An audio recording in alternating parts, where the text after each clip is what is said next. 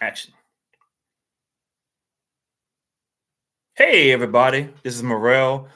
Welcome to Morel's Man Cave, where we keep the party going. Today's topic is simple, and a lot of people can relate to it. It's called growing up poor. Was it a good thing? I think growing up poor by far is the most awesome thing of all time. In the moment, it sucks.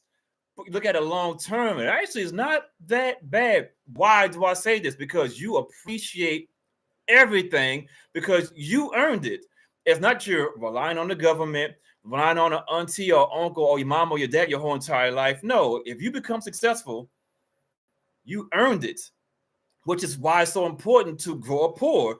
This is usually a scenario of you grew up rich or your family had money to whatever degree money may have been. You growing up under the circumstances that this is how life's supposed to be, not knowing you got to get out there and grind to go get it. So you used to just being a little lazy, relaxing a whole bunch more than you should be. And then at some point, the faucet gets turned off, and you're like, oh, snap, I don't know how to hunt because I've always had somebody hunt for me. That's the difference between growing up poor and growing up rich. There's so many of your childhood stars that's growing up right now. You see them on TV. They're hurting. They're on TV. They're crying. Like, damn, what's going on with them? They look like they had the time of their life in their youth. Well, they did have the time of their life in their youth, but guess what they wasn't doing? They wasn't fishing. All they know how to do was eat because they had a talent, which is awesome, but they don't know how to go and get it. So long term, it sounds good, but at some point, if you don't have the skills to go out there and fish, if you're not a carpenter and can always build projects, you're gonna lose every time. So this is why I said growing up poor is awesome. Now, here's some of the bad effects about growing up poor. So you grow up poor, depending on how poor you was, or P-O, how poor you was, you didn't have a lot of things. For some people, if you happen to live in the projects, which is a government building for low-income people back in the day, depending on what state or city you live in, that's called the projects. It's for the lower class people with a lower income. You didn't make a lot of money. However, your rent was real low, which means you had more money than an average working family. With that being said, you might have had a bunch of Jordans. You might have had, I ain't saying all, you might have had more clothes than a average working family. So I call it the peacock effect. You might have been peacocking at a younger age, like you got it, but when you go home, you're going back home to the project, which is a lower income area provided by the government. So it's like, okay, I see Ralph, and Ralph got Jordans and all these kind of clothes, but he's poor. But you don't know he's poor because you may have not known where Ralph lives at. Ralph lives in the projects. So you don't even know that. But long term, Ralph potentially didn't apply himself. And now we're in our 30s and our 40s, and Ralph is still in the projects. Ralph is still in a lower income spot because Ralph didn't see the vision of I need to work hard to be a fisherman or a carpenter and work with my hands to whatever degree that might have been and actually earn some money. They want to scam the system, and the system always wins because it's exactly what it is. It's a scam. Hey, don't do this. We're going to give you this, and it's like, yeah, I'll take that deal, not knowing there's a time clock for that deal to run out. And right now in 2025, 2026, about to get the best time clock possible. Why do I say this? There's a policy out there that's in effect in some states, but not all, that's going to say you only have 2 years to be on government assistance. You only got 2 years to be on Section 8. For a lot of the Ralphs out there in the world, a lot of y'all are screwed because y'all don't know how to go out there and get it. You don't know how to go out there and fish. You don't know how to go out there and be a carpenter. You grew up poor. You grew up poor, and you had nicer things than people who were working. And people are working like, man, how are they getting ahead? Then they stop working, want to be just like you, not knowing the long-term play is if you keep on working, you're going to get better at your job. You're going to earn more money. So that's a disadvantage of being poor. Now that you're maybe a middle class family, you're a middle class family and you're earning money. Congratulations, but your Christmases suck. Like, damn, I didn't really get a lump of coal for Christmas, but I didn't get nowhere near what Ralph got because Ralph lives in Section 8 government housing. So you're like, damn, we poor, not knowing how hard your mom and dad, if you had a mom and dad, actually worked to provide for you. Then as you get older, if you catch on to his work habits, you're like, damn, I might not have the Jordans or the clothes that Ralph may have, but I know how to go out here and get it. When I'm out here to go get it, I'm thinking the long-term play. The long-term play always wins. Or the other scenario is you can be rich in your youth and then you blow all the money, whether it be drugs, whether it be alcohol, whether it be women. And here's another thing that a lot of people lose money over that a lot of people don't talk about out loud. A lot of people lose money in divorce. So you grew up maybe a Rockefeller, a Johnson, whatever Johnson that is, the good Johnsons, the rich Johnsons. You might have grew up a Wilson or a Parker, or pick a last name, and your father, mother, grandmother, grandfather, someone in the family had a whole bunch of money. They passed it down to your ass. Because you have bad spending habits, you blew it all. So you grew up in the five-star restaurants. You grew up in the people catering to you. You're going to Disney with the escorted tour, and you're just going from ride to ride. You're like, this is freaking awesome. Not knowing it's all an illusion because you grew up rich, not thinking about the long-term play. Can you flip that money? Can you sustain that money? Nah. Alcohol, drugs, women, divorce, all that money's gone, and now you are poor. You can't survive by being poor because you never lived it before. You never had to eat ramen noodles all the time. You never had to eat a mayonnaise sandwich. You never had to eat just bread. You never had to eat cereal. I'm not gonna say with a fork. That's on a whole nother level. What I'm saying is you never was poor. You never took a bath with your brothers and sisters in the same tub because you couldn't really run the water like you really wanted to run the water. There's so many levels to being poor, but I'm showing you as a rich person, they can't survive off of the bare minimums. I promise you this, if I were to ever lose it all, which would never happen, I make sure I have a backup plan to the backup plan to the backup plan. I can survive being poor again. I can eat some mayonnaise sandwiches with this cheese on it. I can eat the ramen noodles, and they are disgusting to me. I have my fair share of them. If there's one thing that I hate liver cheese. Do they even sell that anymore? Do they sell liver cheese in the store anymore? That's actually a good question. Liver cheese, ramen noodles. What did you eat as a kid? Oh, potted meats. Oh my God, I can't stand potted meat.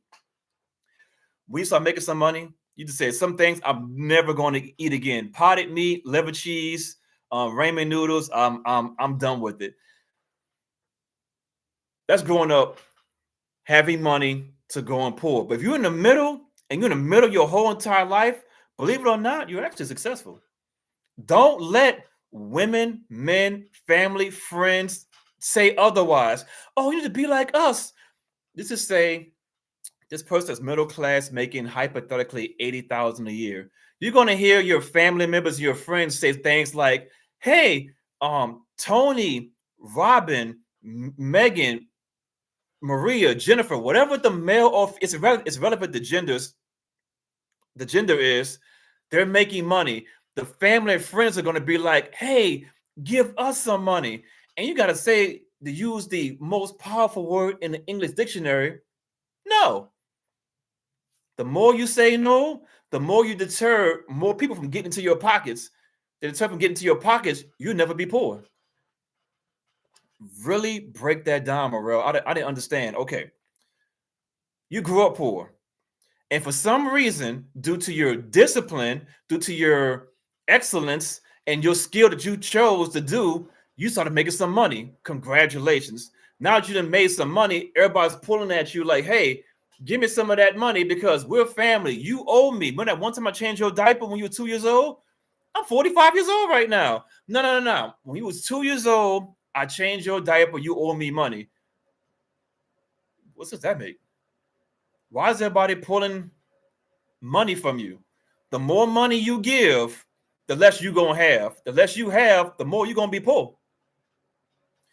You grow up poor, your family and friends are making you poor. So why are you making money? So you don't be poor. That's what you got to do. You got to stop saying no. Growing up poor is so many levels to it.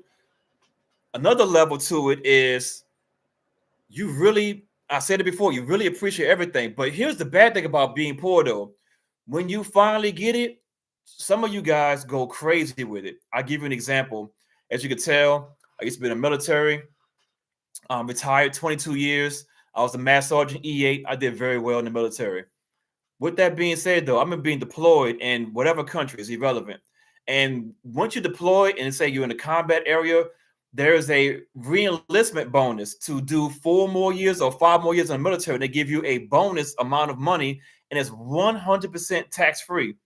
I've seen people get $30,000, $40,000, $50,000 checks, and guess what they do with it?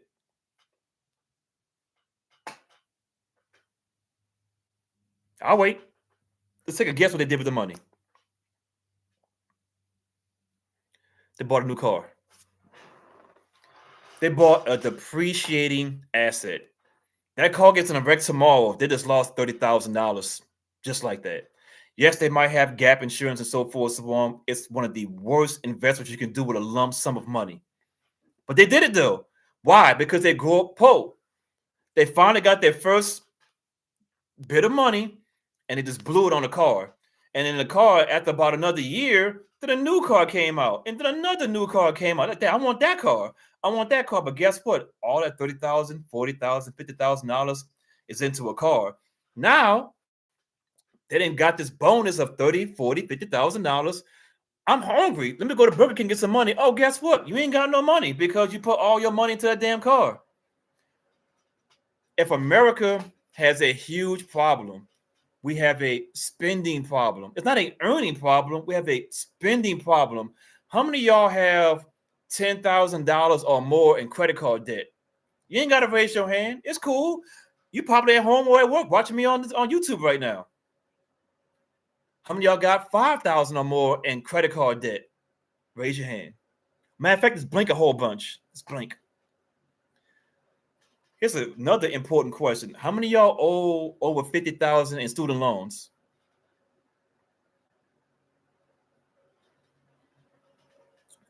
I get it. You got to take out student loans to make the money. I get it. However, how fast are you paying it back? That's why, in my opinion, I think one of the best options in the world is the military. You ain't going to have to pay for no college. A couple years of your service, come out debt-free. You're 22 to 24 years old. You better rock and roll. The whole point of this video is just to talk about growing up poor and is it a good thing to grow up poor? In my opinion, I think growing up poor is beyond the best thing possible because when you do become successful, and I'm speaking not positively, I'm speaking on what it is. Most kids are going to earn more money than their parents. Not all, but most kids are going to earn more money than their parents in the future. So if you grow up poor, you're going to have a nice bucket of money, but guess what you're going to do? You're going to blow it on some bull crap.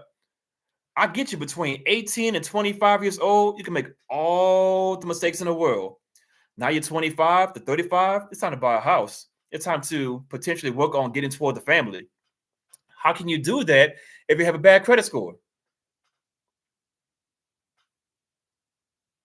Growing up rich, it sounds good. It's good for the Instagram. You put your phone out. Oh my God, I'm doing it for the gram. I done been to Turks and Caicos. I done been to Bali. I done been to Dominican Republic, Jamaica. Okay, how many boyfriends you done had during that time?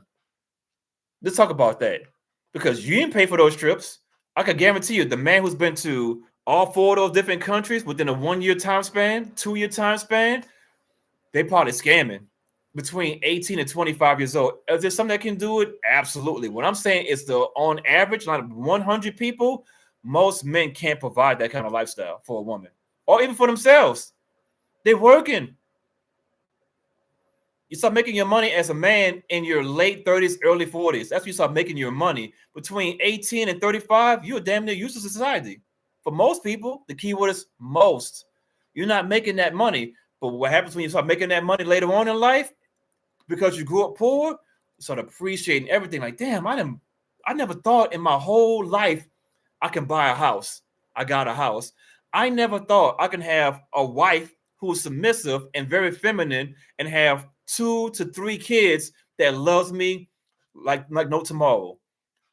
Growing up and seeing that, I never had that vision. But guess what? When you was poor, some of y'all had some big vision dreams. For example, Master P grew up poor. He slept up on the floor for many years with multiple cousins and brothers in his grandmother's house. Unfortunately, a family member died, gave him $10,000. He flipped it and went on to be super successful. What I'm saying is, a lot of people grow up poor and they stay poor.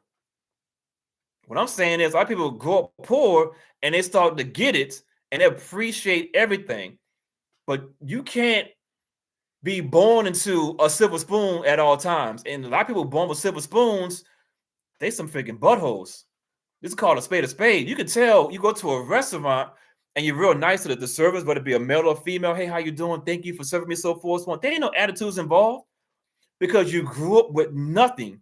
Just because you got a couple of dollars, you got you people like an asshole. When did we start doing that? I got money now. I'm over people now. I'm a boss. No, what you are is an asshole. Just be humble. You get way more by being humble than you do by being braggadocious. I'm super humble because, first of all, I'm not rich. First of all, I'm just an average guy. I'm on YouTube talking that talk right now, and I'm just y'all watching. So I'm doing my part. But when you turn this YouTube video off, do you remember those mayonnaise sandwiches? Do you remember that ramen noodles, that potted meat? Do you remember that? And what you're eating right now? If you're eating steak and lobster, good on you.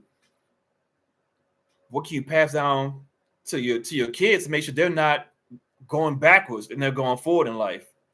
With that being said, like, comment, subscribe to the video, and with that being said, keep the party going.